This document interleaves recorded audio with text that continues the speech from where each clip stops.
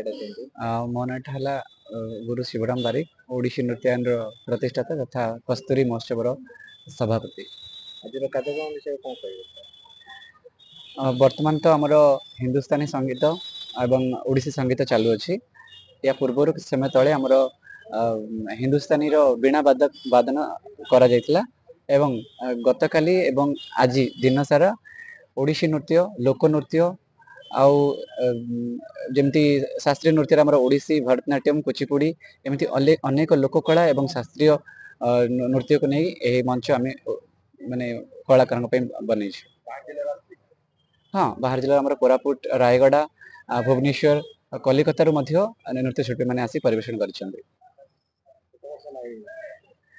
आमर 2024 रे आमर प्रथम थर पर जेहेतु 2024 रे बहुत माने प्रोग्राम सक्सेस होता है लोक मान डिमांड आसला या 2 दिन करा जाए कहीं बहुत नृत्य शिल्पी अप्लाई करते प्रोग्राम पे से माने चांस पाई नथले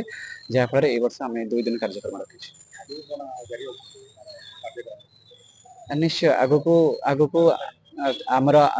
प्रति वर्ष 2टी प्रोग्राम हुए एक तारातारिणी महोत्सव एवं कस्तूरी महोत्सव। तो तारातारिणी महोत्सव जेहेतु गंजाम जिले में कौन लाइव प्रोग्राम हुए वाद्य जंत्र बादी की नृत्य शिल्पी नाचेनी तो आमको से कार्यक्रम करार अच्छे।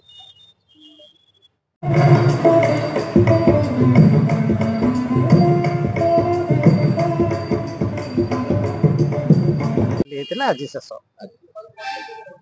कस्तूरी कला सम्मान 2025 कि आज्ञा आपण परिचय मो ना भवानी चरण मिश्र कस्तूरी सम्मान 2025 मो उपदेष्टा अच्छी। आज कार्यक्रम विषय कौन कह 2 दिन धरी कार्यक्रम चालू कस्तूरी कला सम्मान 2025 गत वर्ष ठार आरंभ होईछि। यार मुख्य पुरोधा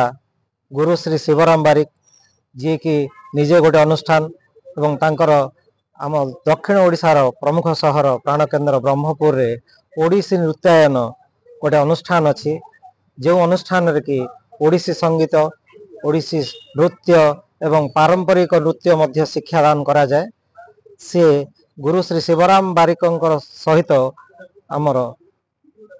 संग्राम बाबू अच्छी कला नृत्य भैरव कला क्षेत्र संग्राम बाबू अच्छा से 2 जन मिसे 2 जन आनुकूल्य रे कस्तूरी सम्मान 2025 गत वर्ष ठार आरंभ होईछि। यार मुख्य उद्देश्य है